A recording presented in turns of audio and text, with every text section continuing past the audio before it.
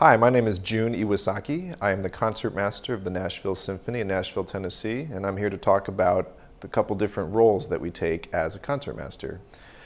So besides the main obvious thing that audiences usually see us do, which is tuning the orchestra at the beginning of the concert, we have many roles on stage and off stage, and I'd like to take a little time talking about those things and how I go about doing them.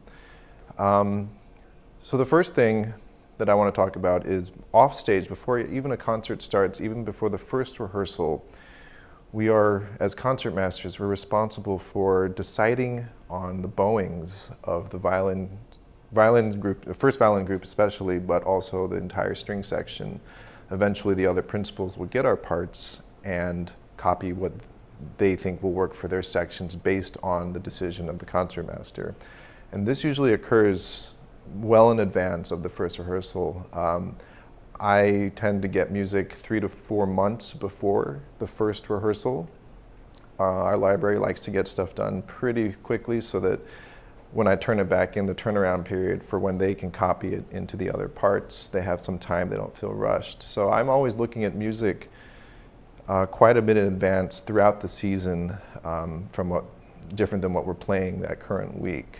And so that's something that a lot of people don't realize, is that there is a method to the madness of us matching on stage. Another thing that I feel that is really important for a concertmaster to do is to really be the liaison between the conductor on the podium and the entire orchestra. Throughout any given time in the rehearsals or concerts, if a conductor wants to show something with his baton, or even if he verbally asks for something in a rehearsal, it is my job, it is our concertmaster's job to translate that and relay that message to the rest of the musicians in a non-verbal manner. Now this can be done in very different ways, numerous different ways. Some of the techniques that I like to use are just really using my entire upper body to give a cue. I think eye contact is an extremely important thing.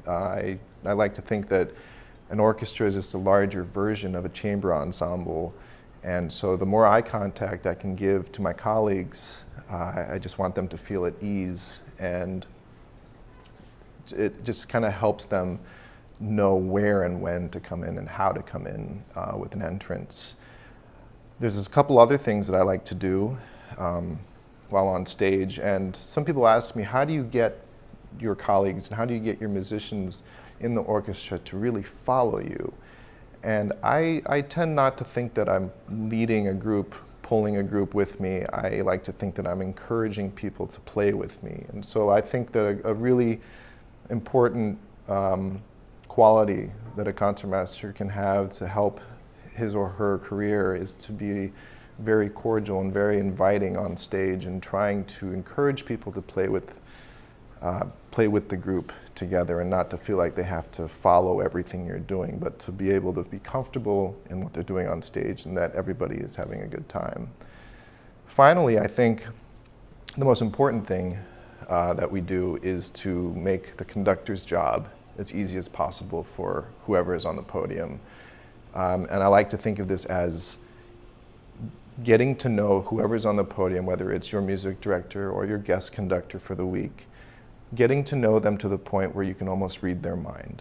You want them to feel like they can do anything on the podium, and that you'll have their back, and that you'll help them in every way possible to get the entire orchestra to do what they've asked. And I think the more open you are to all different sorts of ideas, and the eagerness to learn different things will help that. And I think this also goes the same with any soloist that may be soloing with the orchestra. You want them to feel as comfortable as they can playing their part, knowing that you'll be right behind them with every little nuance they make. And if you can be so in tune with the soloist or the conductor, and both many times, in the end the concerts will be very smooth, hopefully, and the conductors are very appreciative of it. I hope this has helped any of you who are aspiring concertmasters. I think that it's a very fun job. There's a lot to do on stage, there's a lot to do off stage, but in the end I always find myself really enjoying what I do on stage and find myself feeling rewarded at the end of a concert. Thank you very much.